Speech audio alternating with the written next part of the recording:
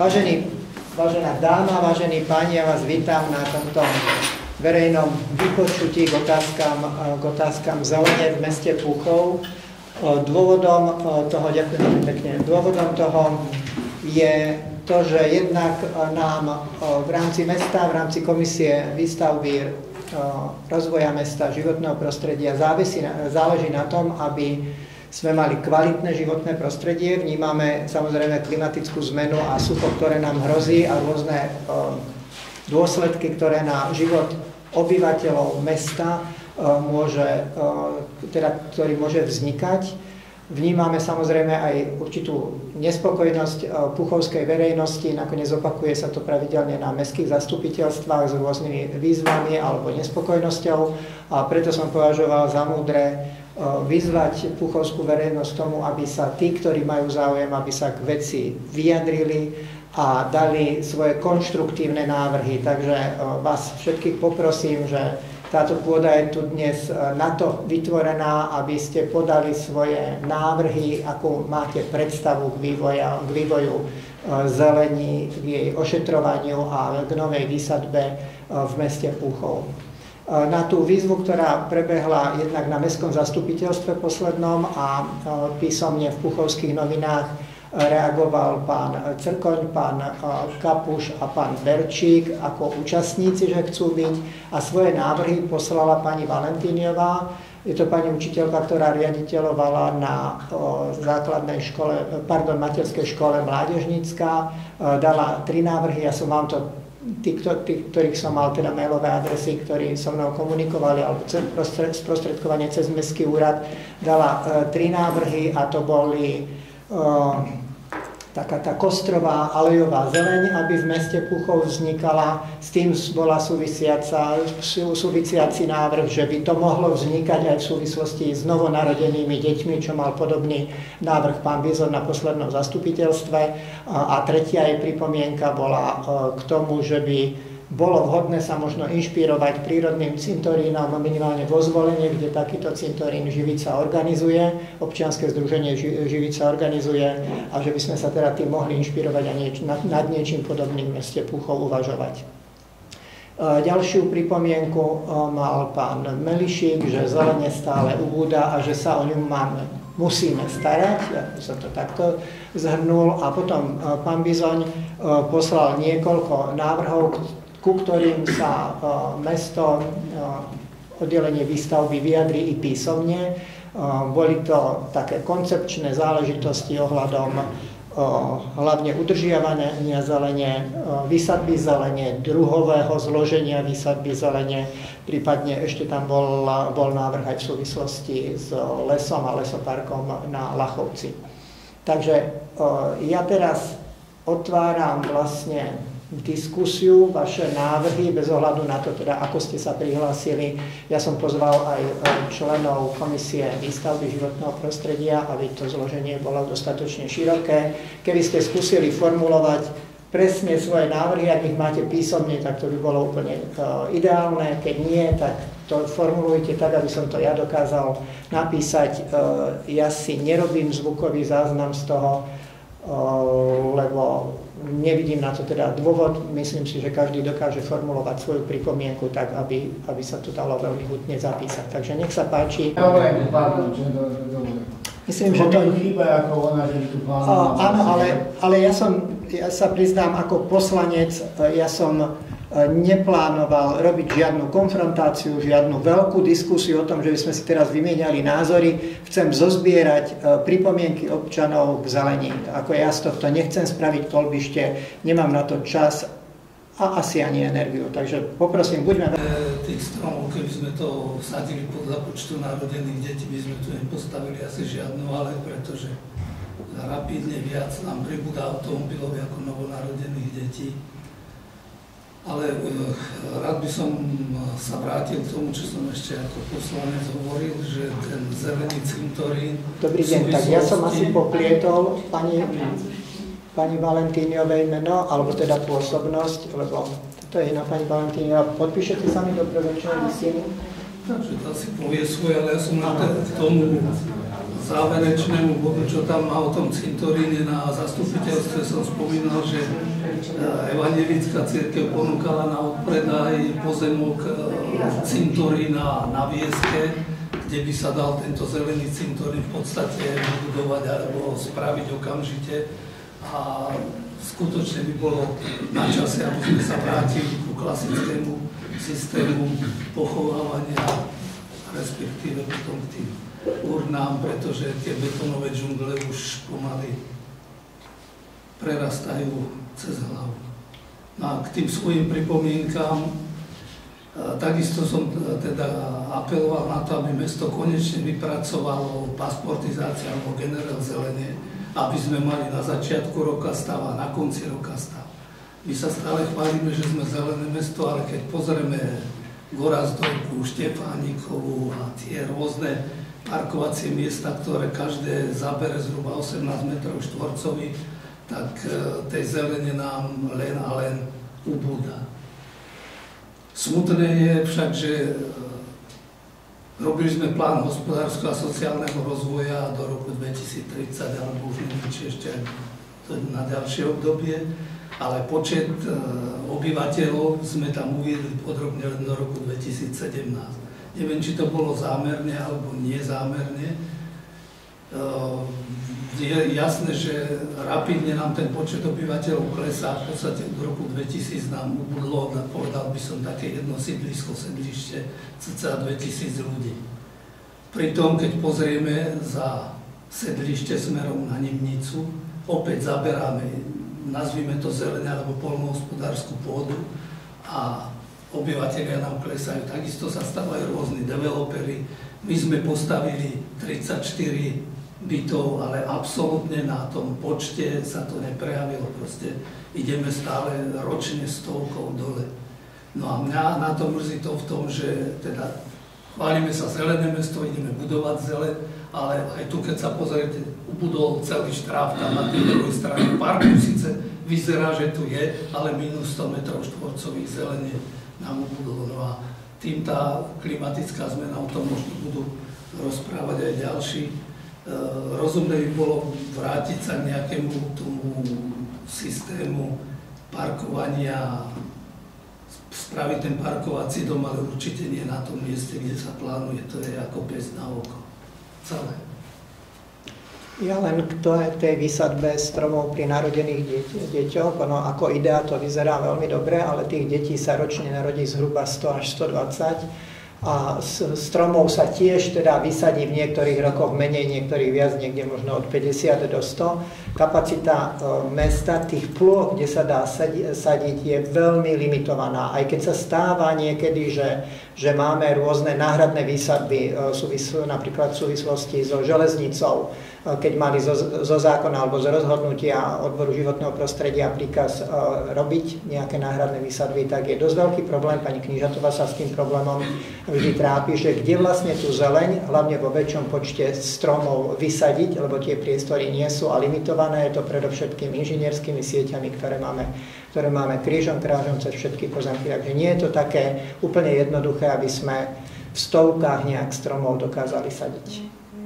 Ale uvidíme, čo si s tým vieme poradiť. Dobre, ďalší. Som rád, keby sa do toho zápisu dostalo ten generál zelenia. Mali by sme takto, vznikol rozsiahly pasport zelene, máme zdokumentovaný, elektronicky zdokumentované všetky stromy, 5200 kusových je zhruba, kde je zdokumentované ich miesto, presne druh, čo je to za strom, jeho vek a zdravotný stav, aj perspektíva na najbližších 5 alebo 10 rokov, ako ten strom ďalej môže fungovať v tom našom mestskom prostredí. Takže to podľa mňa sa spravil veľmi výrazný krok v tom, že vieme, čo v tom meste je a koľko toho máme a že ani nemôžeme len tak jednoducho používať argument, že je tu málo zelene, lebo tých stromov je tu zhruba naozaj okolo 5200 alebo neviem či až 5600, lebo niekoľko 100 ostalo ešte nezdokumentovaných, lebo to bolo nad rozsah tej zmluvy, ktorú sme s organizáciou mali, ktorá to robila.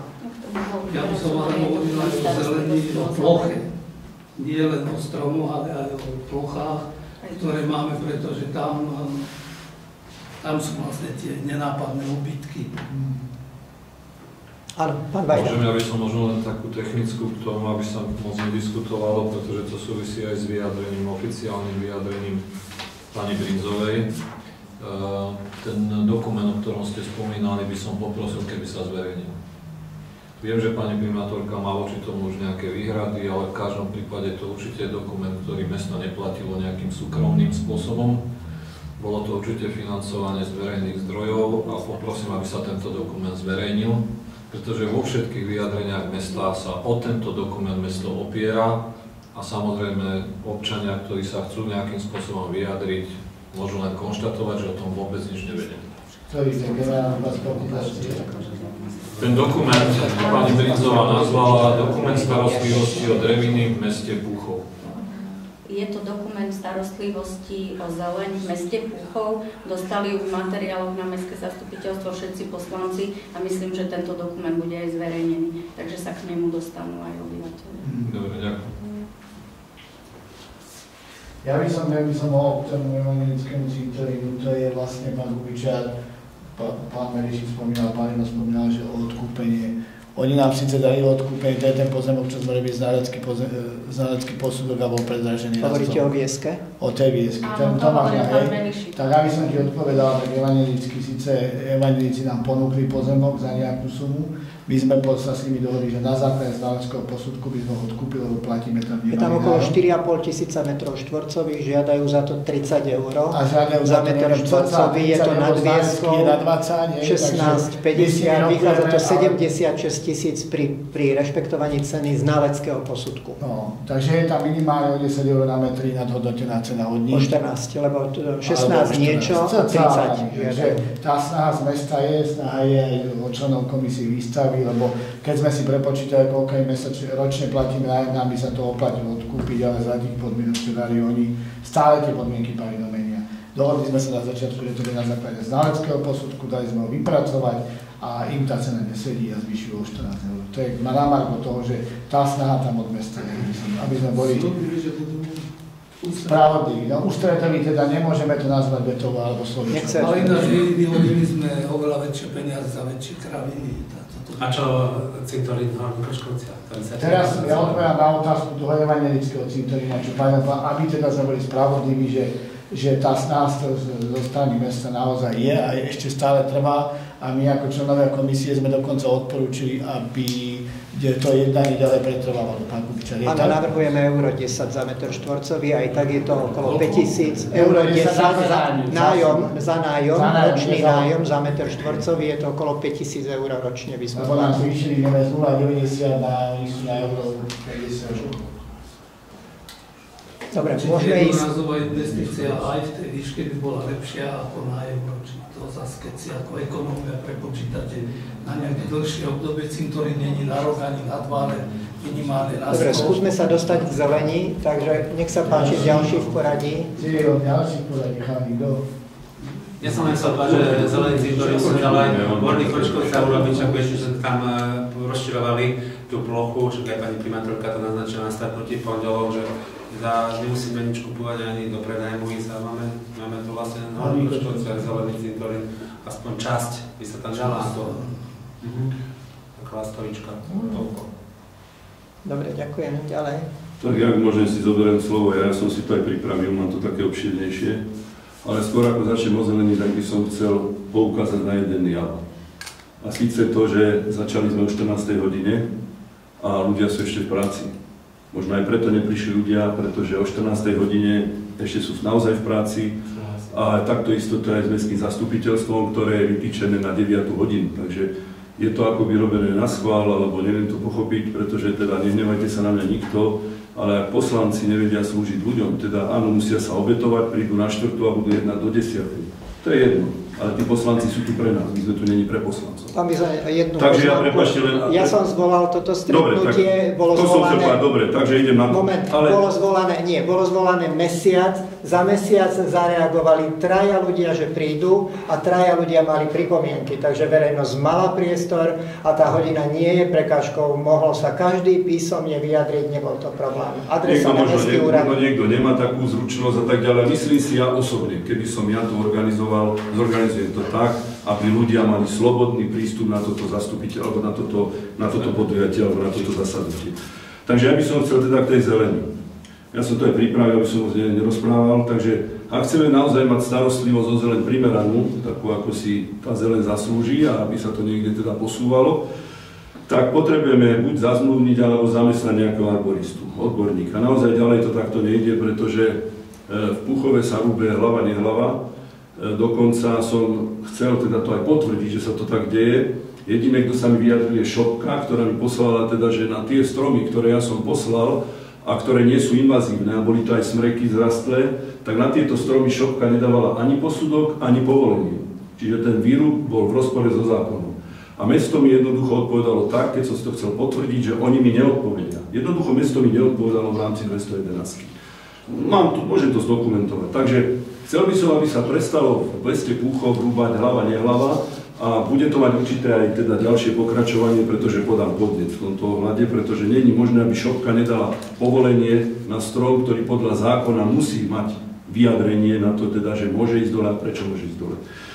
Takže potom na základe teda tej aktuálnej pasportizácie, ktorú už máme, a pani primátorka hovorila, že vieme o každom strome, že v akom je stave zdravotnom, tak navrhujem, aby sa teda začalo aj konať, aby sme skutočne videli tú realitu, pretože ja keď som si prešiel po Púchove, tak videl som, že sú naozaj niektoré konáre nebezpečné nad parkoviskami. To som naozaj skonštatoval a neviem, na čo sa čaká. Či sa čaká na to, že nejaký konár alebo nejaký suchý strom naozaj padne nejakému autu na kapotu a bude problém a potom sa povie, že teda idú sa rezať stromy úplne hlava, nehlava na druhu, len preto, že nejaký strom poškodil auto. Takže ja myslím, že je to zodpovednosť mesta, aby sa tam chytilo mesto do roboty a aby naozaj tie stromy dalo do takého zdravotného stavu, v akom majú byť. Takže k tomu naviažem ešte to, že mesto by malo, keď bude mať arboristu, ktorý tomu bude rozumieť a bude sa o tú zeleň starať, tak by malo mať nejaký plán na základe nejakej obhliadky, pravidelných rezov, zdravotné, formovacie alebo výchovné rezy. Proste, aby tie rezy sa robili pravidelne, aby sa o tú zeleň staralo. Inak to jednoducho nejde. Ja by som teda sa priklonil na stranu Palina v tom zmysle, že naozaj mali by sme každý rok, teda keď už budeme vedieť, ako ideme sa o tú zeleň starať, rezy a tak ďalej, aby sme si naozaj urobili taký generál, že teda mali sme na začiatku roku 5200 stromov a máme ich 5700 napríklad na konci roku, alebo máme ich 4900. To je myslím nejaký výsledok, ktorý nám povie, akým smerom v tej zelení ideme. Potom by som mal teda pripomienku k tomu, že keď už sme pri tom rúbaní, tak ešte sa zastavím na tom, že keď sa rezal ten smrek pri tom paneláku, ako býva pani Kuchažová, poslankyňa, tam bol zrastlý strom, smrek, mám ho zdokumentovaný, zmeraný a pozeral som aj tabulky a prepočítal som to tak veľmi by som povedal pri zemi, tak ten strom mal spoločenskú hodnotu nejakých 1612 eur. A chcem sa opýtať teda, že ak sa ideme starať o zeleň a chceme aj dodržiavať nejakú korektnosť v tomto a teda zrejme aj z časti zákon, tak mali by sme robiť nejakú primeranú výsadbu. A tá primeraná výsadba by mala byť v tej hodnote, si myslím, spoločenskej toho stromu. Takže keď my dáme veľký zrastlý strom, ktorý nám plní veľa funkcií dole a teda ho zrúbeme, alebo mesto ho zrúbe a nezrúbe, tak malo by mesto teda urobiť na základe tej spoločenskej hodnoty primeranú výsadbu. Čo sa nedieje. Chcem ešte povedať, keď sa bavíme o stromoch, že môžeme sadiť stromy, koľko chceme, ale bez vody to nepôjde. Čiže ak nebudeme v meste zadržiavať vodu, tak my sa so stromami jednoducho nepohneme, pretože už som to hovoril, tú fotosyntézu, alebo v rovnicu fotosyntézita je 6 CO2 plus 6 H2O rovná sa C6H12O6 plus 6O2, to čo dýchame, to 6O2. A vlastne vidíte, že je tam 6 molekúl CO2 a 6 molekúl vody, čiže bez vody to nepôjde. Môže mať slnko, zeleň, chlorofil, čo chceme, bez vody to nepôjde. Čiže chcel by som, aby mesto začalo zadržiavať vodu. A bol som sa pozrieť na ten projekt, ktorý mesto zadržiava vodu v Európskom parku. To je tam 3,5 metra v priemere taký kruh, kde vlastne ide len z polovicu toho, no ten, jak sa to tam volá, pomôžte mi. Ten kaštiel bývalý. Župný dom, ďakujem. No takže pri tom len z polovice alebo zo štvrtiny strechy nebol som schopný to úplne zhora vidieť, tam ide tá voda, ktorá sa zadržiava. Pritom to, čo som aj povedal, že na jednej jedinej škole v Púchove, to je pár litrov, že tam zadržia, na jednej jedinej škole v Púchove, keby sme zadržiavali vodu, zadržíme 3 milióny litrov. Na jednej jedinej škole. To nehovorím o efekte pre zeleň. Za rok? Za rok. Tu padne 750 litrov na meter štvorcový ako ročne. Priemere 750 mm je to priemer ročne.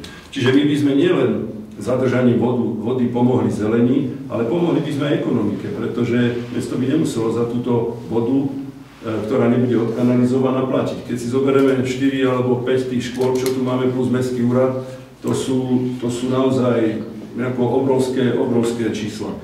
Takže preto som uviedol len jednu školu. Keď sa už bavíme teda o tej zelení ešte z toho hľadiska tých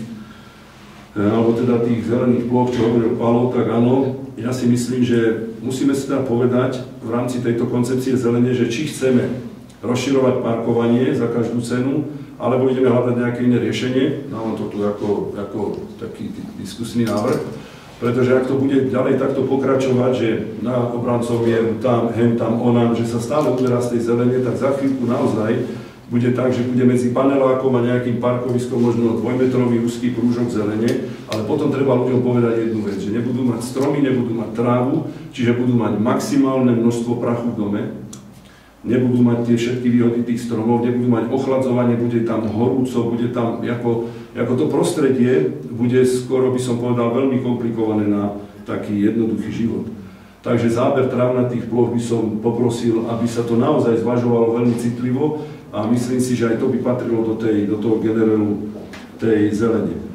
No a keď sme hovorili o tom, že tá natalita nám tu nejakým spôsobom akože klesá, alebo aj klesá nám počet obyvateľov, tak áno, je to pravda, ale to sa mi ľúbil pána Kubičára taký, keď som rozdal poslancom, teda, že či sú zasadenie stromčeka pre každého novorodenca, tak sa mi páčilo, teda, čo pán Kubičár napísal, že bude to aj taká, akože ten človek bude budovanie vzťahu k mestu. To sa mi strašne ľúbilo, áno, bude to aj budovanie vzťahu k mestu. A nehovoriac o to, že my aj tým rodičom môžeme navrhnúť, ktorí budú mať záujem, že zasadí sa stromček ich synovi, cerke a oni sa môžu o ten stromček starať. Skutočne sa môžu starať a môžu chodiť, možno budú mať dôvod v nedeľu výjsť, už potom, keď bude dieťa väčšie, povedia, toto je tvoj stromček, ideme ho poliať, ideme sa ho postarať. Neviem, bolo by to asi pekné. A keď nadviažem na pani Valentíniovú, na tie aleje, súhlasím s vami, kedy si naši dedovia a otcovia sadili aleje, to je pravda. Jednu máme v Nosiciach, jednu máme smerom do Nimnice. A keď si pôjdete pozrieť tie stromy v tých alejach, oni sú už prestarnuté, naozaj. A ja si myslím, že my by sme mali začať niečo robiť v tom zmysle, aby sme už začali sadiť, alebo tak, keď jeden strom dáme postupne dole, aby sme už zasadili naozaj nejaký zrastlý strom, tam, kde pôjde dole napríklad v Nosiciach orech, naspäť dať ten orech, aby sme si to tam zadržali, aby sme to zachovali, to, čo nám tí dedovia nechali. Aby sme tú tradíciu, a to vlastne sme aj na to zvyknutí, si to zachovali, aby to tam bolo naďalej. Ja viem, že to je pozemok povodia Váhu a že je to majetok tí orechy slovenskej správy cez Trenčíne, ale dá sa to všetko dohodnúť. A mesto by mohlo do toho vstúpiť, takže keď dá mesto dole jeden takýto smrek za 1600, ja neviem koľko euro, tak môže kúpiť 3 zrastlé orechy a máme hneď takú celkom adekvátnu náhradu. Čiže treba sa nad tým zamyslieť, že nielen tie aleje nám starnú, ale nám starne celkovo plošne tá, keď to nazvem tak, tá populácia stromov, alebo tie stromy nám plošne starnú.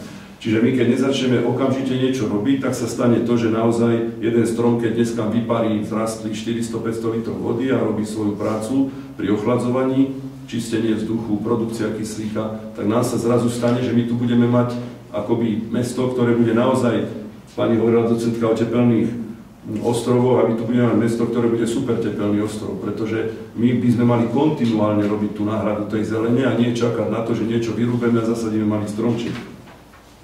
No a ešte chcem povedať jednu vec, že áno, súhlasím, že tej zelene na zasadenie stromčekov je málo a preto by sme sa mali zamerať na to, aby sme sadili efektívne. A efektívne sadenie považujem také, alebo za efektívne sadenie považujem také, ktoré bude sadenie jednak pre ľudí, že ovocné stromy do mesta asi myslím patria, vždy tu boli, keď sme boli deti, pamätáš, boli tu slivky, sme trhali, boli tu čerešne, orechy, jablká, boli tu vždy stromy v meste, takže sadiť ovocné stromy, čo je dobré aj pre človeka, aj pre opeľovačov. A teda keď už nie ovocné stromy v takom rozsahu, že teda aj iné stromy, tak saďme stromy, ktoré budú prínosom pre opeľovačov a pre hmyz, pretože ja si myslím, že tá japonská čerešňa sakura, čo tu je, áno, je to krásne, teraz máme chodníky plné lupeňov, nádherné je to, ale ako nevidel som tam nejako ani motýl, ani včely, ani žiadny hmyz, čiže je to len čisto okrasný strom a nakoniec nie je ani pôvodný. A my tu ľúbeme stromy, ktoré vraj sú invazívne, ktoré v Púchove nebola dokázaná invazívnosť a namiesto týchto stromov sadíme nepôvodné sakúry japonské, takže toto by som tiež chcel, aby sa už ďalej ako do budúcna nedialo. No a ešte by som mal, že jednu vec, som veľmi smutný, že teda keď som s verejnosťou ten Lachovec zachránil pred tým výrubom, že sa niekoľko desiatok minút hádali na zastupiteľstve, kde ja som teda hovoril. No a keďže som nemal pravdu, tak pani primátorka povedala, hlasujeme za to, aby sa to prenajalo do Slovenskej republiky, ktoré by tam vyrúbali 800 kubíkov, tak som urobil teda rýchlo petíciu, aby sme si tu tie zelené plúca Púchova, tu zelen zachovali, nakoniec sa to podarilo.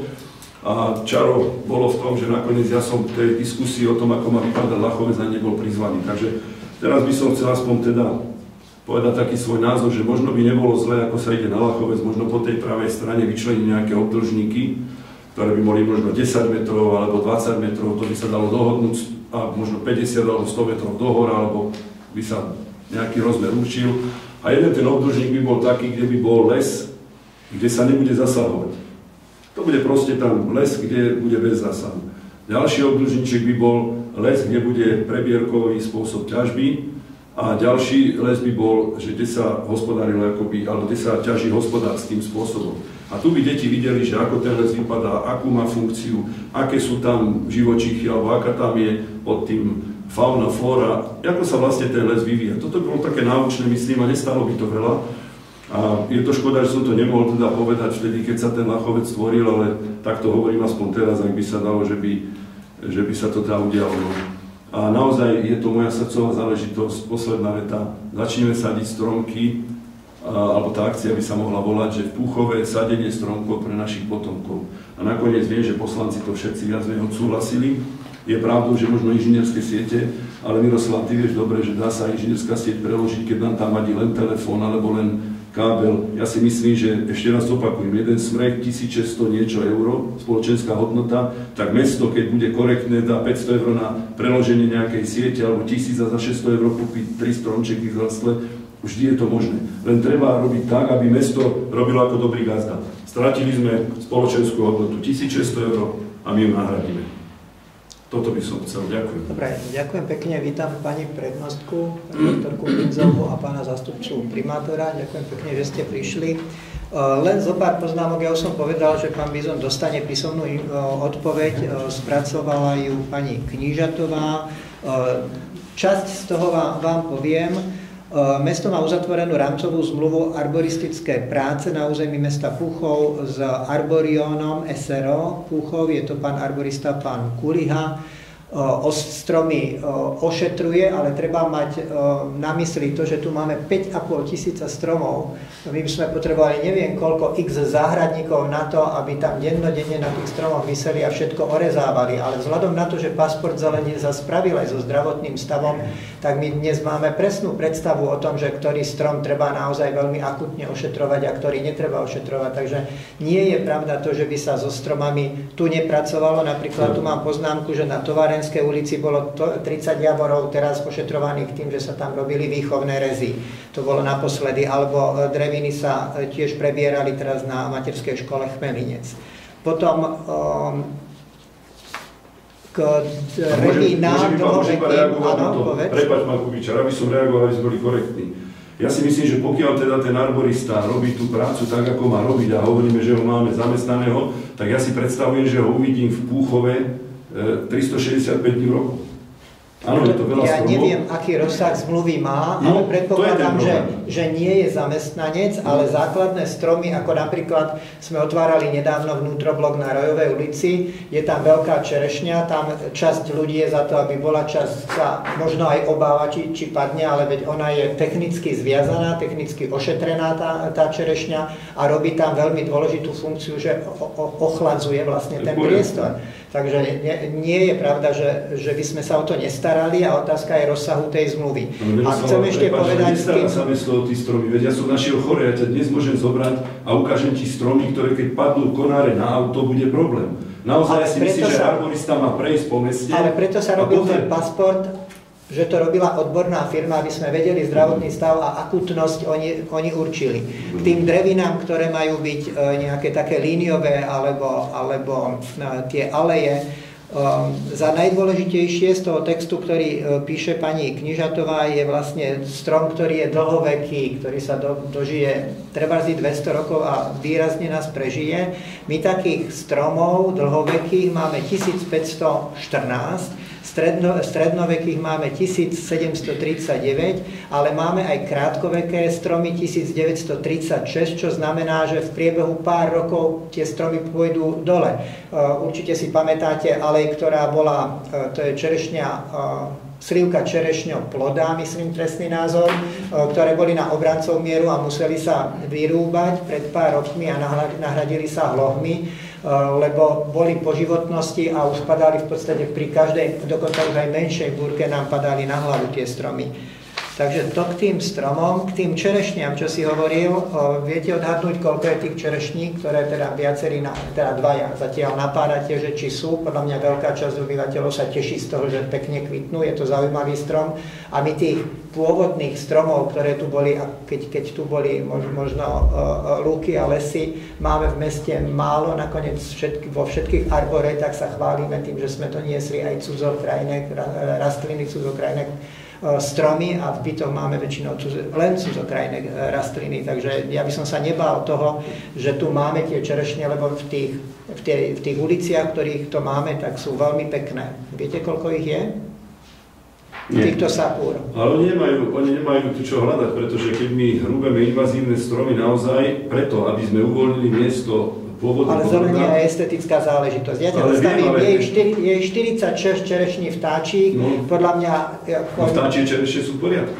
A 92 ozdobných čerešní, a to sú Kanzan a Amanogava, a 46 je tých čerešných vtáčik. Takže nie sú to z toho počtu 5,5 tisíca, tak nie sú to až také výrazné. Javory, lipy, brezy. V roku 22 sa sadili na troch väčších lokalitách základné druhy drevín, vhodných pre včely a ich hmyz, a to bolo 5 líp malolistých, 3 kusy borovice lesnej, 7 jarabiny vtáčne, 7 javorov poľných, 11 dubov zimných, 18 dubov letných a 3 jelše lepkavé. A to sú všetko stromy, ktoré sú naozaj určené na to, aby v tomto prostredí rástli a sú naše domovské. Koľko máme kríčkov, krov? Lebo my sme sa k tej štúdii nedostali naozaj ako ale kríčky sa nedajú. Oni sa do toho generálu zelene nedávali, aj kry. Veď to tam čítala tá pani, len som to nestihol zapamätať. To som si nie istý, to by som sa musel pozrieť, že či sú všetky kry zakreslené. No tak povedala, že sú aj kry, že ja viem, 3000 či koľko krov. To sa ospravedlňujem, nemám tú informáciu. Dobre, poprosím vás, takže toľko z toho listu, ktorý je písaný ako odpoveď pre pána Bizoňa, nech sa páči z verejnosti, alebo teda aj poslanci, ktorí ste tu, nech sa páči, ak sa chce niekto k zelení vyjadriť. Pán Rosina. Ja by som ešte doplnil v podstate návrhu pána Bizoňa k tým čerešniam.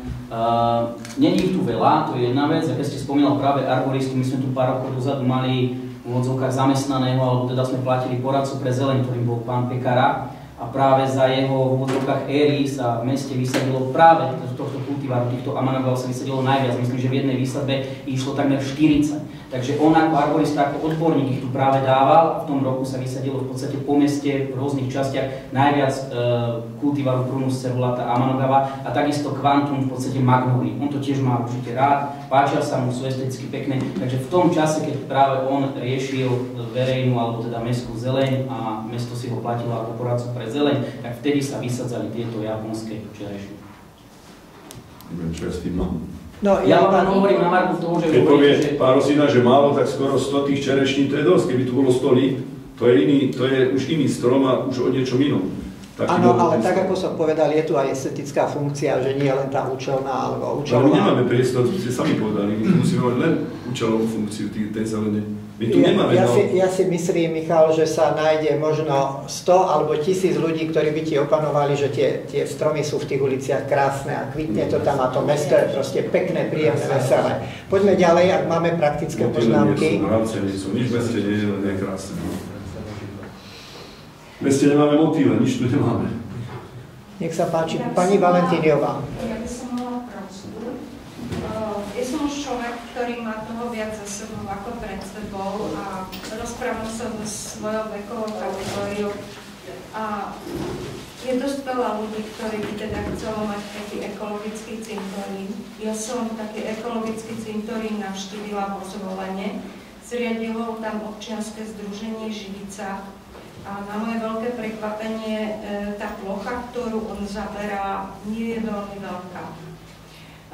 Ak by sa teda uvažovalo o takomto cintoríne, sú tam vlastne vysadené stromy a k koreňom tých stromov sa ukladajú urny, ktoré sú vlastne z papiera a potom je jedna časť pre ľudí, ktorí nechcú byť spopolnení.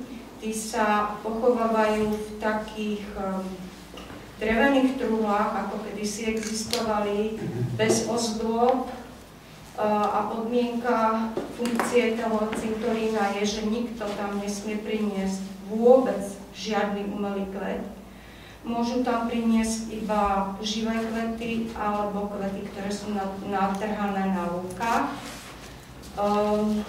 Je tam taký obetný stôl, kde vlastne môžu vykonávať obrady všetky konfesie, vrátane ľudí, ktorí teda chcú mať občiansky pohreb. A chcela by som pekne poprosiť, ak by sa o tom uvažovalo a chceli by ste sa inšpirovať, tak by ste teda mohli navštíviť ten cintorín vo Zvolene. Tých cintorínov je viacej, ale teda ja som videla tento. A potom by som sa ešte chcela opýtať, pretože ja som úplne laik, keď by sa uvažovalo o výstavbe tej aleje, keby sa myslelo aj na starších ľudí, aj na mamičky s malými deťmi, keby to mohlo byť na takom rovinatom priestore. Ja som premýšľala, že či by to nemohlo byť nedaleko Nového Lidla, tam je vlastne vybudovaný teraz priestor pre chodcov a cyklistov a z druhej strany je taký priestor s náletovými drevinami.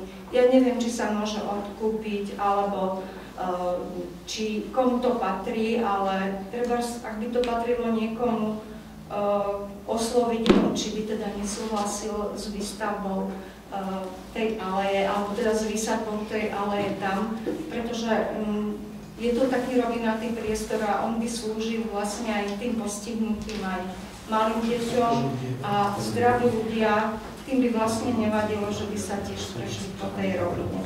Ďakujem pekne, ja by som mala len tieto dve prosby.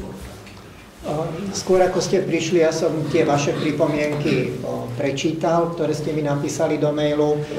Ja som sa skontaktoval aj so Živicou, volá sa to Záhrada spomienok, ten cintorín, a oni sú ochotní sem prísť, pokiaľ nájdeme tú vôľu v rámci mesta, aby sme niečo takéto, lebo je to aj taká možno ideologická záležitosť, ak by sme sa do takejto veci pustili, tak sú nám ochotní metodicky pomôcť, ako by sa také čosi dalo zakladať.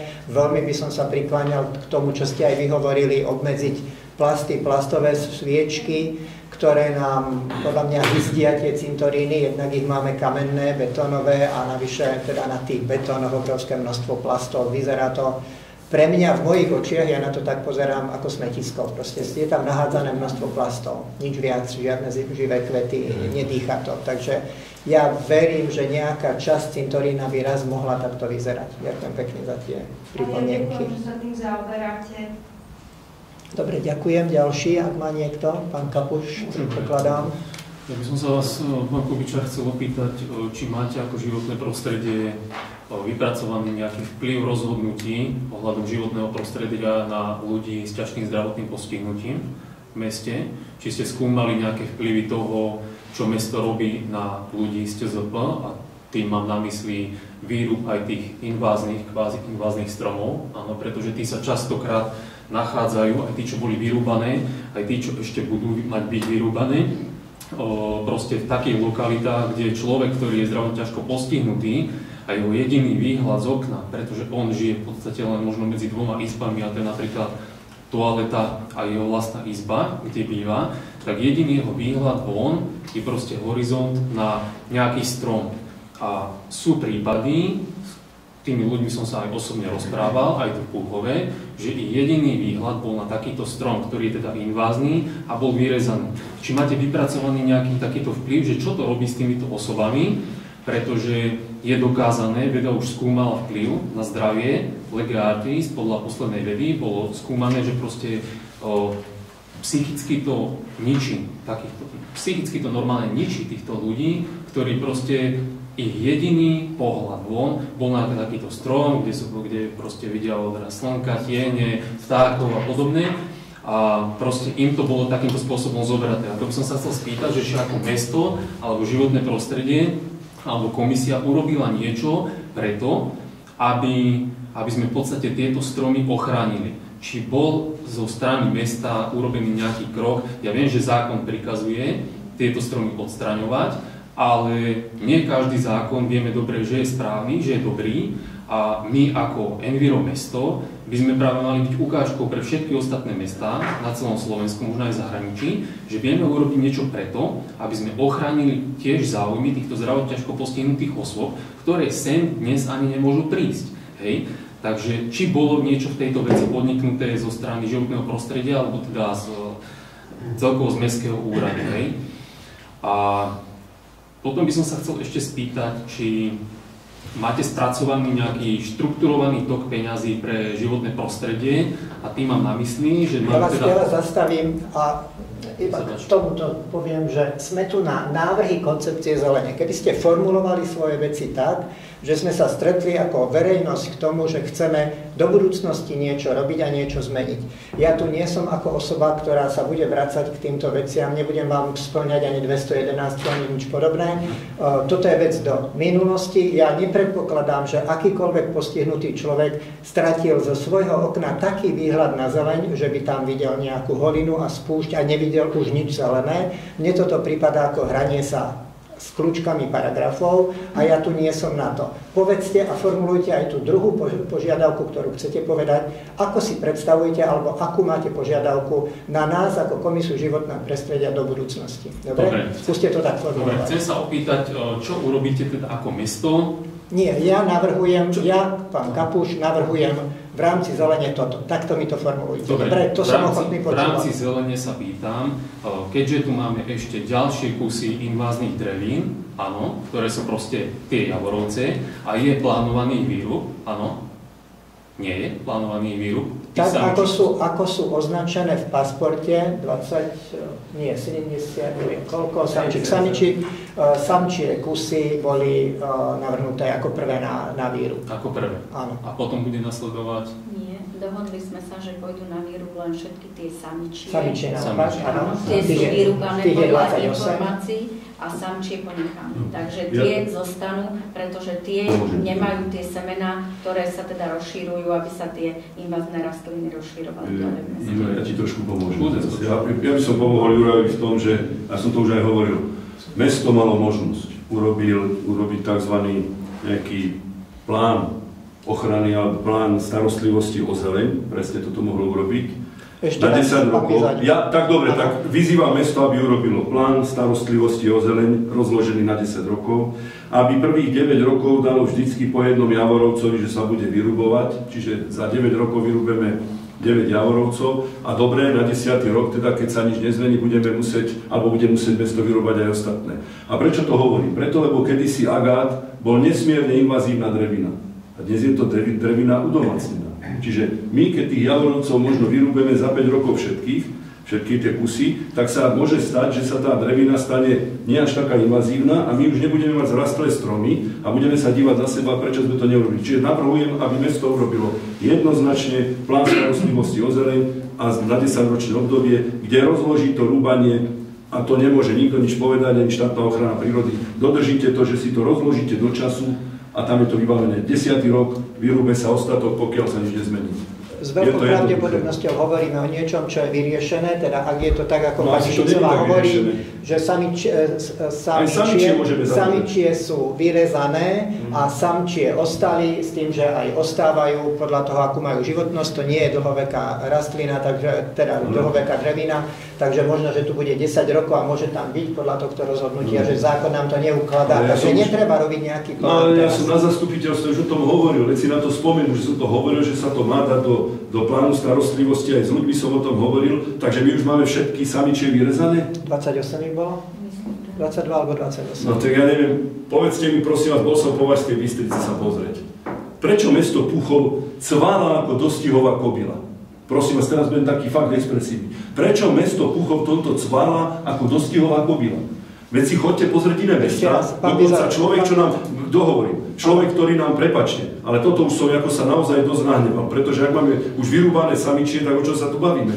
My sme, chodte si pozrieť do Považskej, chodte si pozrieť do miest, kde ešte nezačali. Že tie stromy sú vyrezané, alebo sa vyrezávajú v krátkej dobe. A ešte raz hovorím, sme tu na pôde návrhu ku koncepcii zelene. My už tie javorovce vysádzať nebudeme, takže nemáš čo potom rezať. Nech sa páči, ostatní páni, ak chcete niečo. Ja by som ešte rád pokračoval. Áno, pán Kampuš, hovorte, on vás keď sa už bavíme teda o tých javorovcoch, tak to sa teda bavíme o 28 kúsoch tu v meste. Ale vieme teda, že ešte bola vedená, alebo teda vykonaná nejaká evidencia okolí, hej, mesta. Takže tam sa možno jedná o ďalších, možno niekoľko desiatok takýchto kusov, hej. A prečo teda neurobíme nič preto, aby sme tieto stromy zachránili do budúcna, keď sa teda o tom chceme baviť, aby neboli vyrezané. Pokiaľ teda nie je nikde evidované, že tie javorovce sú v meste alebo aj mimo mesta invázne. Nie je to preukázané. Nepreukázala to ani štátna ochrana prírody, proste nemáme takéto podklady. Púchové kontroly. Preventívne opatrenia robia ochrane týchto drevín. Ja by som mal ešte jednu Ja si to poznačím ako pripomienku, teda, aby sa ďalšie javorovce, ktoré sú teda mimo tých identifikovaných, aby sa nevyrubovali. Predpokladám, že keď nie sú identifikované, že nikto ich neplánuje teraz vyrezať. A či sa budú identifikovať, to ja na to neviem odpovedať. Ešte by som, ak by som mohol teda, ďakujem. Ešte by som sa opýtal, že či plánuje teda mesto alebo životné prostredie na čele s vami robiť nejakú evidenciu o nakladaní s vyrúbaným drevom, pretože myslím si, že je veľmi slabo transparentné pre občanov to, že kde sa proste vyrúbané drevo za čias, poviem to tak, Janekovcov, napríklad za posledných 10 rokov proste nachádza, či bola vedená nejaká evidencia, aká bola hodnota tej danej dreviny, za akú hodnotu sa predalo a teda či je mesto stratové alebo ziskové, čo sa týka z tohoto finančného hľadiska. Hej? Keď už teda sa to drevo sme počuli na mestskom zastupiteľstve, že sa predáva ďalej, hej? Že sú nejaké tabulky. Takže to by som chcel vedieť, že či je nejaká taká proste evidencia vedená, lebo pýtala sa to aj pani Baricová a myslím si, že nebolo odpovedané tak plnohodnotne, aby sme všetci pochopili, že ako to tu vlastne funguje. Ja som sa tiež pýtal, či je vedená nejaká evidencia mestského majetku. To je mestský majetok. Mestský majetok je evidovaný a ako sa nakladá s drevom sa opýtame. Pani prednostka, vedeli by ste odpovedať, alebo to necháme na písomnú odpoveď? Ako sa eviduje mestský majetok, ako stromy, keď sa vyrúbi. Ako sa nakladá s drevom? Teda ja sa priznám, že neviem. Sa to veľa ľudí pýtalo a... Ja som to už pýtal. No pokiaľ ja viem, tak jednoducho, pokiaľ realizuje výrub PTSM, tak poďte sa pozrieť na PTSM, ja tam to drevo vidím, ktoré tam je jednoducho. Pani prednostka, my sa nerozprávame ako v detskej škôlke. Pán Ríško to povedal tiež, použije sa na vatru a podobne. Ako ja si nemyslím, že sa tu robia tak masívne výruby, že tu ideme robiť nejaké podozrenia v podobe, že sa to... Pani prednostka, ale vy nás tu, vy tu nie žiaci prvej triedy v škole, veď my sa pýtame, ako sa nakladá s mestským majetkom. To je všetko. My sa pýtame, ale ako sa to eviduje? Veď vy musíte ten strom zaevidovať to mestský majetok. Môj, jeho, váš, každého. Však sa to musí zaevidovať, musí sa zistiť hodnota a za koľko ste to dali.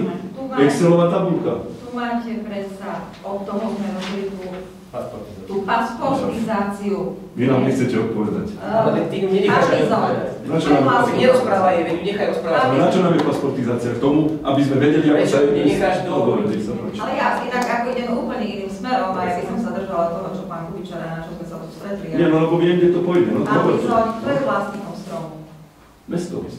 Nie. Na mestskom pozemku mesto. Ja sa pýtam, kto je vlastníkom stromu. Občania.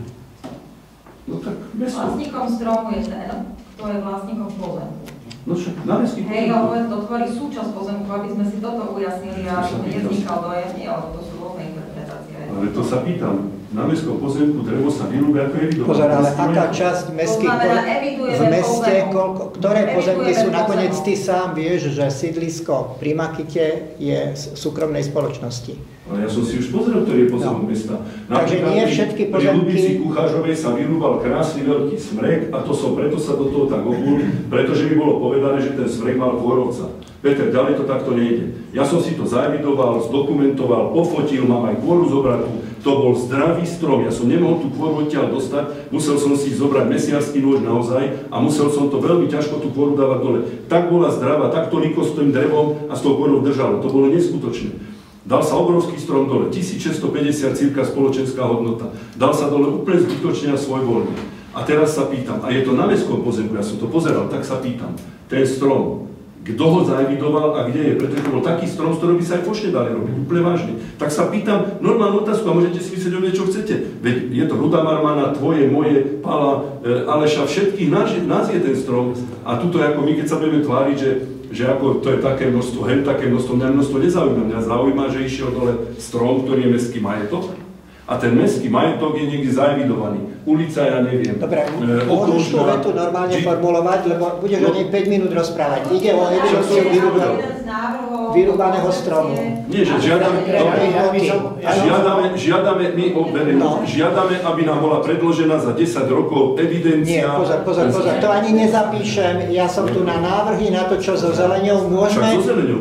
Za predchádzajúcich 10 rokov. Ja sa tým nebudem zaoberať, daj si svoju písomnú požiadavku. S majetkom mesta, tak tu sa ako ja hospodárnu s majetkom mesta. Nie. Ja som zavolal, prosím vás, pekne nadšencov pre zeleň, že ako so zeleňou ďalej, lebo tie výhrady sa nám tam na tom zastupiteľstve stále opakujú a hovoríme o budúcnosti. Ja sa nemienim týmto zaoberať, nehnevajte sa, to si vy vyriešte, toto je politický boj.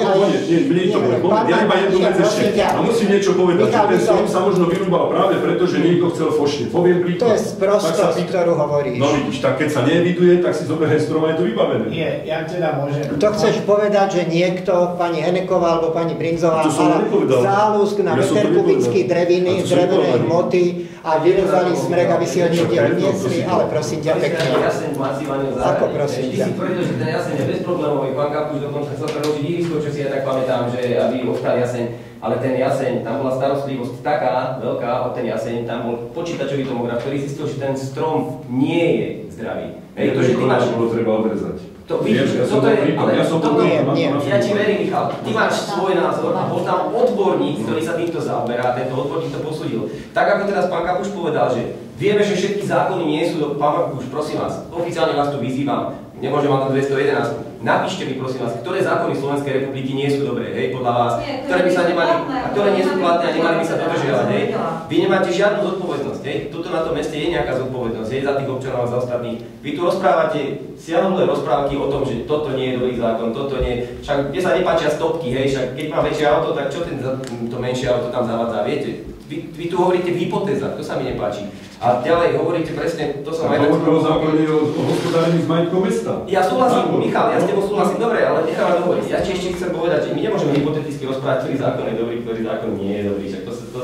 No ale keď ja sa zadovolávam na zákon, tak poviem, či to sa dáva. Prosím vás, teraz si zoberiem ja slovo chvíľu. S Michalom Bizaňom sme boli pri tom, keď v roku 2000 vznikalo ihrisko v Marcibányho záhrade. Ty si tam robil osvetlenie, dokonca aj do koruny tohto stroma. Nasvetľovali sme korunu. Nasvetľoval si korunu, aj tie lampy, ktoré tam doteraz stoja, si ty zabezpečoval v rámci tvojej firmy. Už vtedy, keď sme to zakladali v roku 2000 cez americké mierové zbory s Kristinou Ekton, ktorá tu bola ako dobrovoľníčka, sme diskutovali o tom, že či ten strem nie je nebezpečný a už vtedy pán Kuliha tvrdil, že môže byť nebezpečný a prvé veľké zásahy sa robili pred 25 rokmi. Takže nevracajme sa k tomu, že či ho bolo alebo nebolo treba vyrezať. Nakoniec tá drevina ostala tam ako ukážka veľkého kmeňa a je teda pred zrakmi tých detí, aby videli, ako taký strom vyzerá. Pán Marman má slovo a potom pôjde pán Melišík. Ja by som asi sa vrátil k evidencii tých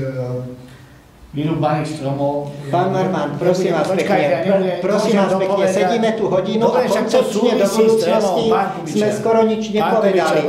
Ešte raz, ku koncepcii zelene sme skoro nič nepovedali. Teraz mi budete 10 minút hovoriť o tom, ako sme mali vyrezávať jaseňovce. No tak 2 minúty, ale ja vám ich stopím. Ja budem len oponovať, že minulosť nemôžeme spájať s budúcnosťou. Nie je to pravda. Z minulosti z chýb sa musíme poučiť a asi Michal sa len povedal to, a ja to teda formulujem ako poslanec a pýtam sa, že či bola v minulosti robená evidencia alebo nejaký paspor vyrúbaných stromov. To znamená, tak ako máme na každý strom, že či je zdravý, ak je napadnutý, môžem dorozprávať bez toho, aby mi tu niekto skákal do reči. Tak ale prepáč. No dobre, môžem dorozprávať, aby mi tu niekto skákal do reči. Jeden mi to tu štokuje na 2 minúty, druhý mi tu skáče do reči. Ja nechcem povedať, že tak ako je paspor na stromy, tak by sme mali mať, keď sa strom vyrúbe, tak by sme mali evidenciu, koľko je z toho kubíkov jednotlivých, to je normálna vec. Pýtam sa, máme takúto evidenciu, alebo nemáme. Ako poslanec sa na to pýta. Dobre, takto tam zapíšte, to je normálna, legálna otázka. Neviem, prečo to tu máme, to je jedna veta od pána Kapuša je zapísaná, evidencia s nakladaním s drevnou hmotou. A potom tu vznikajú nejaké špekulácie, dohady, že my tu kšeftujeme s drevom. Ja chcem len čisto odpovedať, že nešpekulujeme číslo, to je normálna vec. Keď vieme zrátať, koľko stromov máme, tak vieme aj zrátať, koľko sme vyrúbali a koľko z toho bolo kubíkov dreva. Jednoduchá matematika. Dobre, to je moja otázka. Pán Riško, poprosím, pán Riško. Ja môžem ešte pred odchodom. Áno, nech sa páči. Poslednú takú poznámku, ja sa obávam, že teraz sa všetci bavíme len o ploche mesta, satelity, ako sú tie obce, Vieska, Ihrište, Kočkovce, Nosice, sa absolútne nebavíme. Ja som spomínal Nosice. Ale že zatiaľ sa to tu nikde nespomínal ani určite ani ale treba to reálne povedať, že dosah na tie jednotlivé miestne časti máme veľmi malý, lebo tam takmer neexistujú mestské pozemky, tam sú možno potoky, okolo ktorých to niekto iný spravuje a treba z povodie váhu, ale nie mesto, to sú súkromné pozemky, do čoho veľmi nebudeme zasahovať. Nech sa páči, pán Berčík. Môžete. K tomu, čo spomínali tu páni predo mnou, oslovil som tiež s touto otázkou technické služby. Tiež som mal teda záujem o to, aby keď sa vyreže strom, obvod kmeňa aby bol zmeraný, kde bol vyrezaný, koľko kubíkov to bolo, ako sa potom nakladalo s uvedeným drevom, či bolo darované, v koľkých kubíkoch, kto si odkúpil a v akej cene, či to bolo mäkké drevo, alebo či to bol borovica, alebo jaseň, alebo niečo iné. To bolo všetko, kam som smeroval ja túto otázku a vidím, že viacerí majú to záujem dozvedieť sa, ako sa potom nakladá s tým stromom alebo s tou drevinou, ktorá bola vlastne zrezaná. Ako nakladajú technické služby majetkom mesta, však to je ako je náš majetok. Dobre, ešte túto čísla je tá ekonomika. Opakujeme, traja ste zopakovali to isté. Pán Riško, nech sa páči. Jeňo, dostali ste odpoveď? Mailu naše fotografie odpovedali s tým, že drevo je predávané v zmysle smernice, ktorá je o nakladaní s majetkom alebo s odpadom vlastne mesta. Oni majú zase svoje vlastní ceny. Dobre. Toto je smiešné. Teda pozrieme sa na to, komu bolo drevo predané, v akom množstve a za akú cenu. Viete to dokladovať? Roman, ale vieš, čo je problém, že my nevieme, koľko sme dreva vyťažili. Viete, receptérku ako na iný. To som sa pýtal. Ty ideš ku mne kúpiť drevo, teoreticky máš započný. tak si kúpiš za 10 kubíkov a ja ti dám 20. Pretože ja ti dám za 10 kubíkov zaplatiť a dám ti 20, keď sme kamaráti. A to hovorím čisto teoreticky, čiže ja si to aj neviem predstaviť takýto bordel na meste, čo sa týka evidencie majetku, čiže toho dreva. Keby to bolo riadne evidované, nemáme žiadne pochybnosti, ani to o tom nerozprávame. Ja si to predstavujem normálne, smrek taký, onaký, toľko kubíkov. Takáto je hodnota. A potom, keď prídeš aj ty na kontrolu do technických služieb, opýtaš sa, ukáž mi tabulky, tu si prijal, tu si vydal, rozdiel, výborne. A boli by aj peniaze možno v meste, veď toto je logika, takto sa narába s majetkom. Dobre, ďakujem pekne. Pardon, trikrát tá istá poznámka, tých stromov sa tak málo reže, že podľa mňa nie je dôležitá tá otázka, ale je fakt, že má byť poriadok. Pán Berčík, prosím vás, chce ešte niekto niečo povedať k tomu, ako má vyzerať v budúcnosti zeleň a teda, keď budeme tvoriť koncepciu zelenie, že čo tam zapracovať? Pán Riško sa hlásil. Ja som chcel k tomuto, ale nebudem to ďalej. Nie, nechajte to tak, pán Barčík. Chcel by som sa opýtať na ulicu Gorazdova. Prosím vás, pán Berčík, skúste formulovať. Dávam takýto návrh. Áno, dávam takýto návrh. Tak si osvojte tú vetu. Zaradenie vlastne zelenie do budúcich období na ulici Gorazdova pri garážach, kde sa nám momentálne tvoria, by som povedal, také čierne parkovacie miesta na miestach, kde predtým bola tráva alebo zelená plocha a týchto zelených ploch tam neustále čoraz viac ubúda. Tak, ale to niekde medzi garážami, tam z boku garáží. Je to popri ceste Gorazdova smerom od 1. mája na Gorazdovú školu. Nie, z boku garáží myslíš, z boku garáží. Ale teraz naozaj, ako povedal pán Kučár, my sme na tvorbe nejakého budúceho materiálu. Dobre, tak a pokiaľ chceme, aby ten materiál obsahoval aj ten nejaký sumár zelene vyrúbané, ja neviem čo, tak kľudne to takto formulujte. No, dobre, a ja ešte by som jednu vec, ak môžem pripomenúť, naozaj, myslím si, že v Púchove sa kosí úplne zbytočne veľa. Ja myslím, že keď sa kosí, tuto máme Štefánikov a máme tu tie ostrovčeky, medzi chodníkom a ulicou je ostrovček, kde sa nechodia deti hrať, kde sa psi nevenčia, nechajme tam tú trávu, dajme tomu pol metrovú. Veď tá tráva zachytáva vlastne všetky ten prach, tie emisie, ochladzuje, zabraňuje zvetrávaniu tej pôdy. Je to zbytočné kosiť. Alebo vyberme ešte miesta, kde sa deti nehrajú, kde sa nejako psi nevenčia a nekosme toľko, pretože jednak mesto ušetrí. Teda menej kosenia, pán Bilik sa k tomu hlási, nech sa páči. Ja som sa k tomu vyjadroval. Ty povieš menej kosenia. Ja s tebou súhlasím. Lučné kvety vysádzame a tak ďalej. Čiže robíme niektoré tie záhrady. Ale nám chodia podnety, že prečo nekosíme? Prečo je toto nekosené? To na tom ostrovčeku zbytočné. Ja sa s tebou nejdem hádať, hej. Prečo sa nás strácajú psi v tráve a takéto veci, vieš? Ale tuto je ostrovček. Ale ja viem, ale ty máš jeden názor. Ale ľuďom treba povedať. Ty máš subjektívny názor a zase aj ďalších 10 ľudí, ktorí majú opačný názor. A teraz vyber si. Ale v každom prípade ten trend menej kosenia tu je. Nakoniec my roky sme zápasili s tým, že máme veľkú plochu a keď ju treba 3-krát pokosiť, tak to stojí rádovo niekoľko tisíc eur, tak sa snažíme menej kosiť a tie veľmi význačné miesta ako v strede mesta sa kosia pravidelne a čím ideme ďalej na kraj, tak sa menej kosia. Teraz sa robia tieto lučné kvety, alebo sú tie cibuloviny povysádzané, teda takýto trend, k tomu postupne ideme. Ja by som povedal, že z hľadiska toho vývoja to značím tak, že aby sa možno spravil nejaká dobrá koncepcia, že ako často kosiť a aby boli trvalkové záhony, veľké, ktoré netreba kosiť. Dvakrát za rok sa kosilo raz a potom otávali. No ale ja si myslím, že z tých 17 000 ľudí nemá nikto takú predstavu. Nikto z tých 17 000 nemá takú predstavu, aby sa to dalo s týmto ešte jednu by som doplnil, možno by sa do tej koncepcie mohlo dať, že by sa vyznačili oblasti v rámci mesta, ktoré by neboli... Tak to som navrhoval, no. Ale to nie navrhoval, ty to musíš riadne sformulovať. Aby sa vybrali miesta, že to mi robí hovorím. A ešte mám jeden návrh, keď chcete zabrániť teda koseniu a chceme dať opelovačom pastvu a chceme, aby boli všetci spokojní, tak začneme sadiť ďatelinu, plazinu napríklad.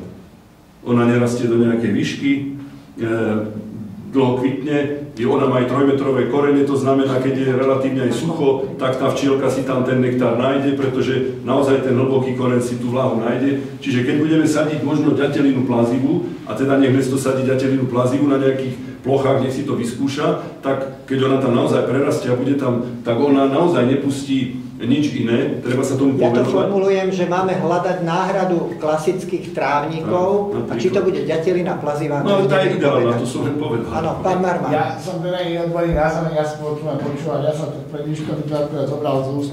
Ja som to mal poznačené, že doma, keď sa starám o trávnik, mal som tam záhradníka a ten mi povedal, že v podstate namiesto trávy, keď na to, aby sme menej kosili, tak je osivo mikroďateliny, neviem opravte ma, či dobre hovorím. A tá potrebuje menej závlahy a menej kosenia, asi 5-krát menej kosenia normálne ako klasická tráva. A vyzerá to na zlato, vyzerá normálne ako trávnik, že pokosíme to a vyzerá to akože pekne. Že či by aj toto nebola cesta do budúcnosti ako požiadavku dať, že výsadku... Ja som si napísal náhrada klasických trávnikov a... Pomočka mikroďatelina, mikroďatelina. Pozorný odborník. No, ako ja nebudem riešiť, že či to je mikroďatelina alebo niečo iné. Dobre, prosím vás, pán Vajda sa dlhšie hlási. Ja by som ešte bol doplniť k tomu, to je trošku dúfame tam, že my v tom našom obvode nemusíme ani prosiť o kosenie, lebo tam sa kosí, keď tráva až vysoká skoro meter, či to cintorné a prvý konty nástupišti, čiže nám tak neháva už kosenie. Nie všade máme problém s častým kosením.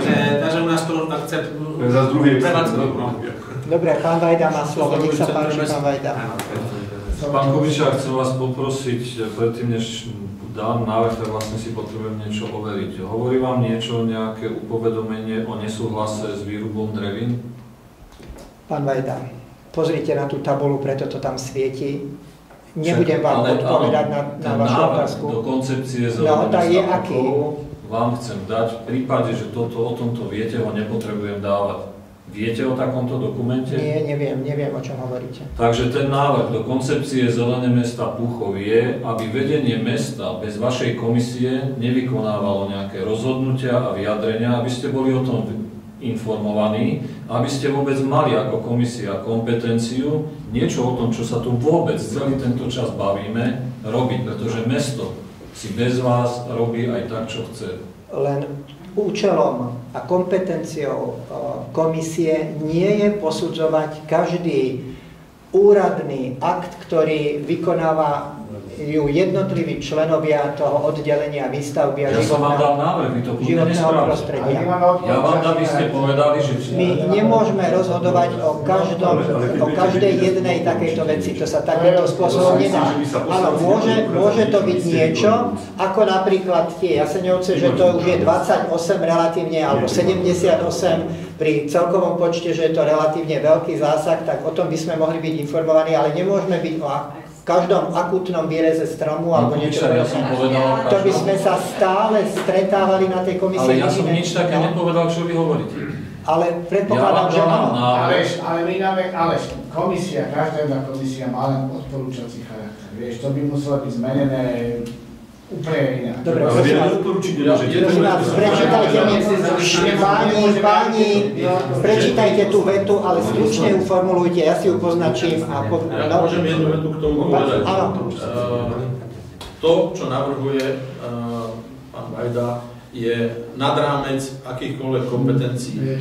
Odborné útvary mesta jednajú v zmysle zákona. V zmysle zákona vydávajú súhlasy a povolenia a všetko ostatné. Akákoľvek komisia, akýkoľvek poslanec, kdokoľvek, to síce môže skontrolovať, či bol porušený zákon, ale nemá právo tomu úradníkovi mesta určovať, čo môže alebo nemôže. To určuje zákon. A všetky útvary, či je to stavebný úrad, či sú to oddelenie výstavby, alebo je to oddelenie životného prostredia, jedná v zmysle zákona. Ak máte a viete o porušení zákona, tak ako tu hovoril pán Bizoň, tak predpokladám, že dávate podnety a o tom rozhodnú potom orgány činné v trestnom konaní.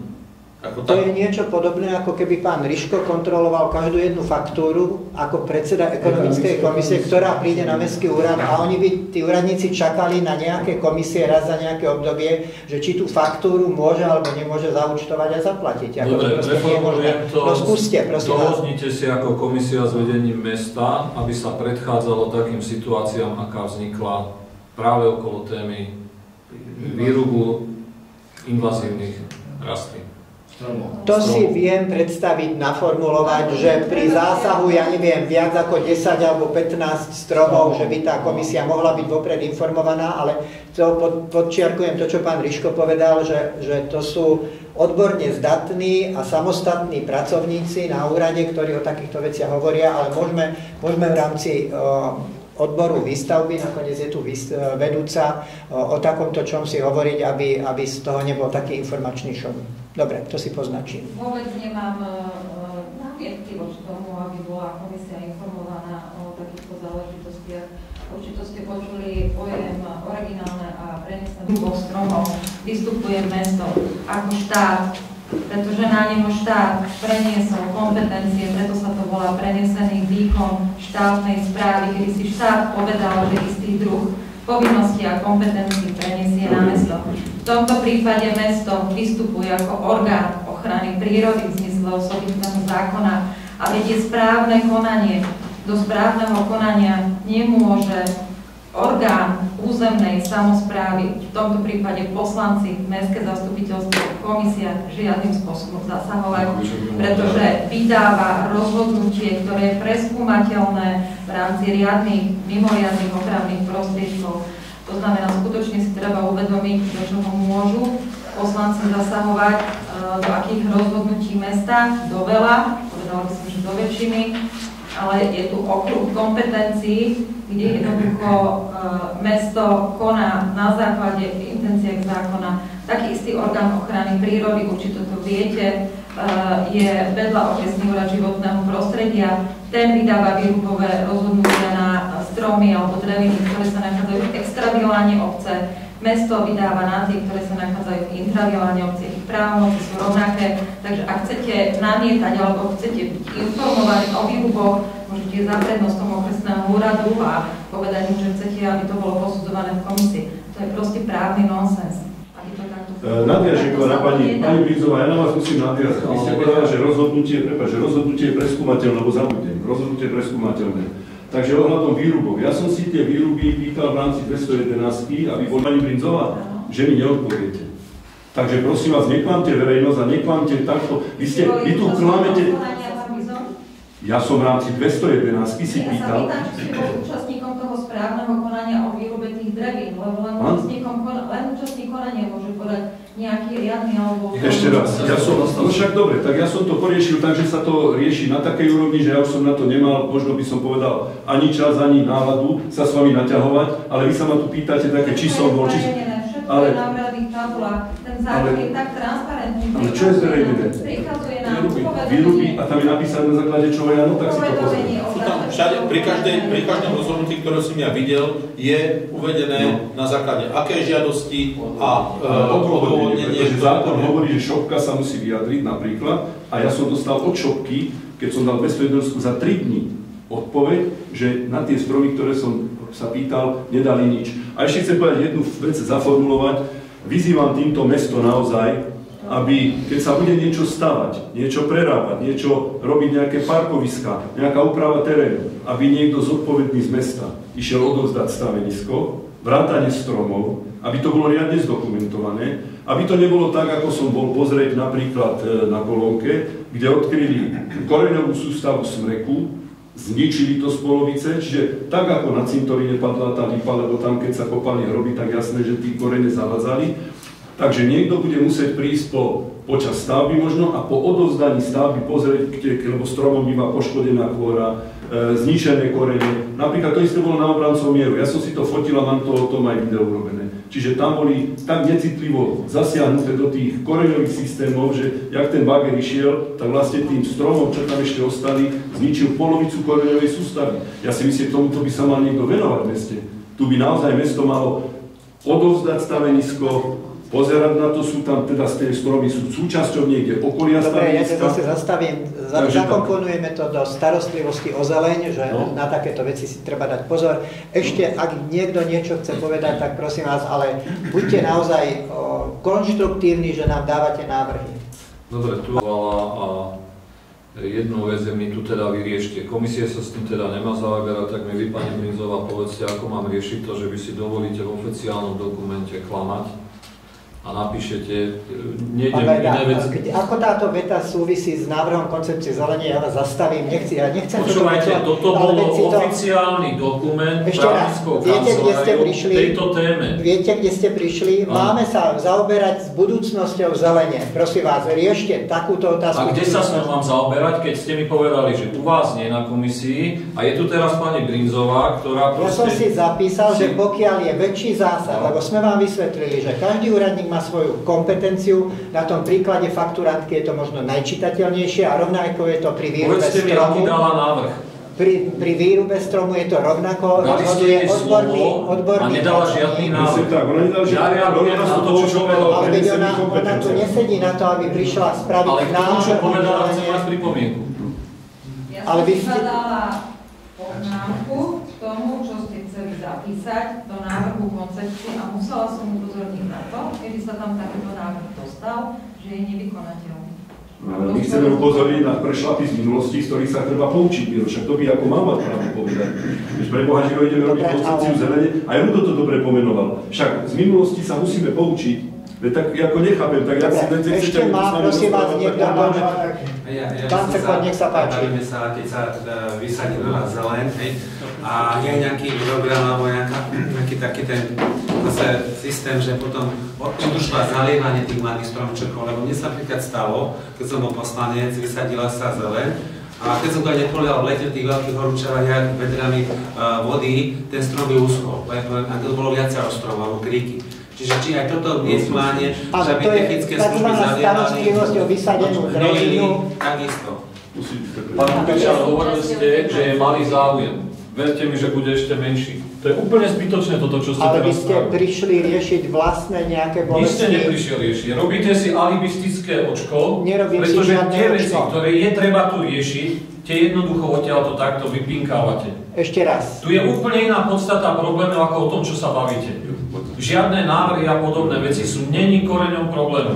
Problémom je niečo úplne iné a to je hlavne správanie sa vedenia mesta. My tiež odchádzame, podporíme pána Vajdu ako nemá to zmysel, pán Kubičan, lebo tu sa ľudia nemôžu pýtať otázky tie, ktoré sú mať zodpovedané. Tu sa môžu pýtať len to, čo chcú akože do budúcna. Ale je kopec prípadov, ktoré nie sú vyriešené a nedávate možnosť ľuďom vyjadriť sa, takže nemá zmysel tu sedieť. Musíte si byť vedomí, na aké stretnutie ste páni prišli. Ďakujem vám pekne za vaše návrhy.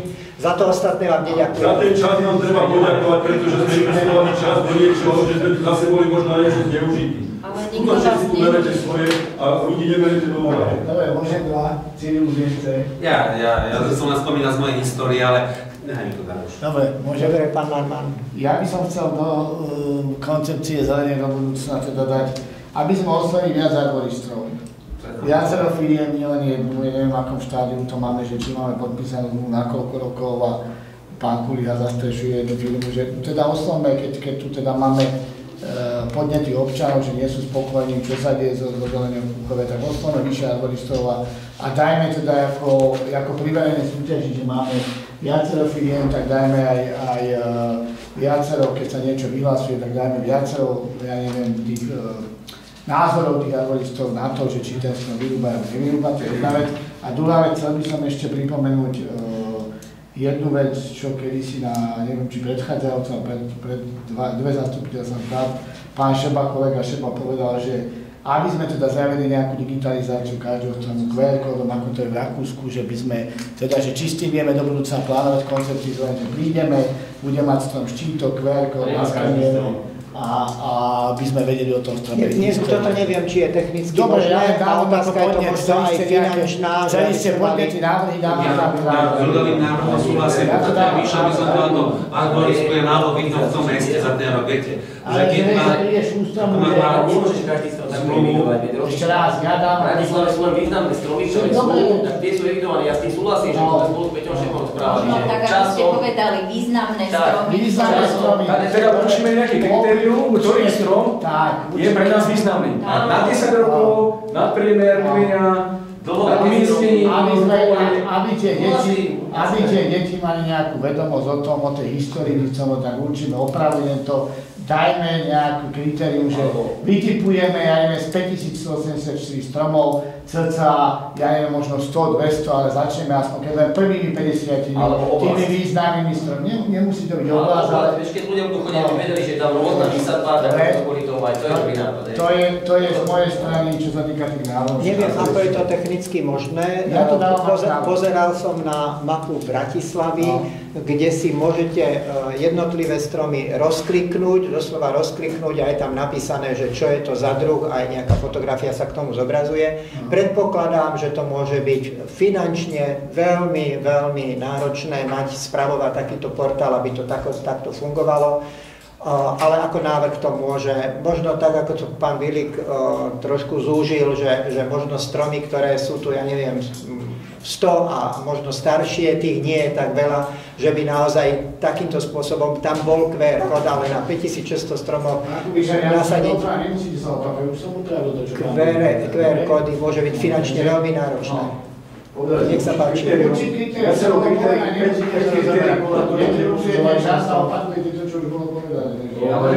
Dobre, pán Rosina.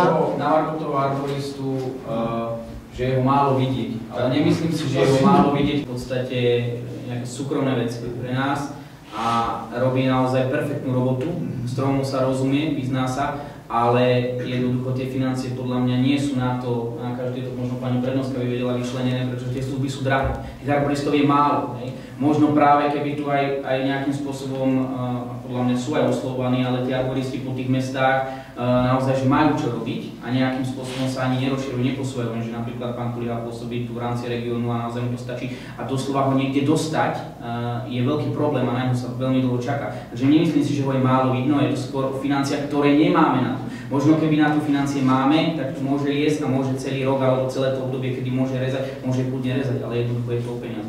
Ja si myslím, že tie faktory, ktoré som pozeral, nie sú malé ani sú my, nie sú malé, nejde posudzovať, ale myslím, že mesto práve že dozvyšuje tie peniaze na arboristu, takže si myslím, že možno, že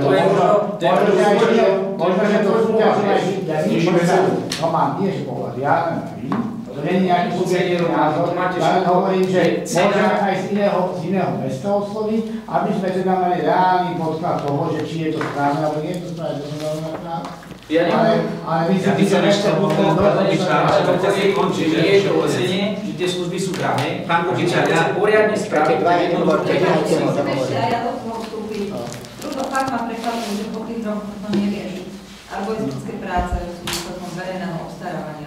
Vo verejnom obstarávaní sa oslovuje niekoľko záujemcov a samozrejme uzatvára sa zmluva s tým, ktorý dá najlepšiu ponuku. Takže tam sa oslovuje niekoľko, len ty si akože myslel, že aby sme popri jednom mali akože viacero, alebo teda, že ako? Áno, ja som myslel, že popri jednom mali viacero. Lebo on sa súťaží, tam je nejaký rozsah, o tom sa môžeme baviť, hej, že na rok, neviem, 300 hodín, teraz som povedala to, a súťaží sa tá cena, hej, že za koľko ti to kto dodá.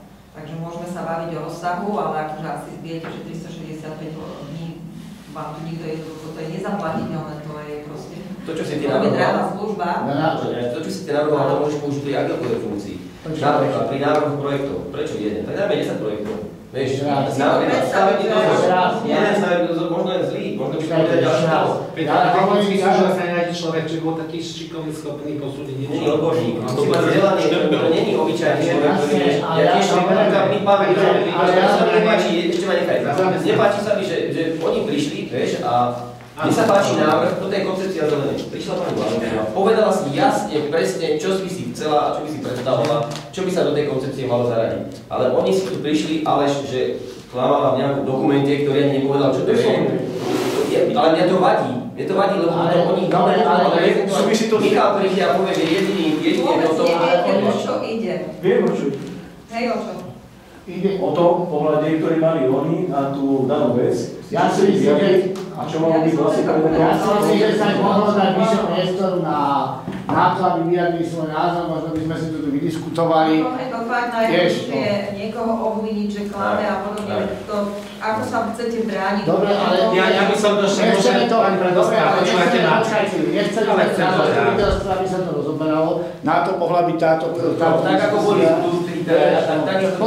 potom sa divíte a budú pribúdané 211 a... Ja len chcem vás, že na čo nám vec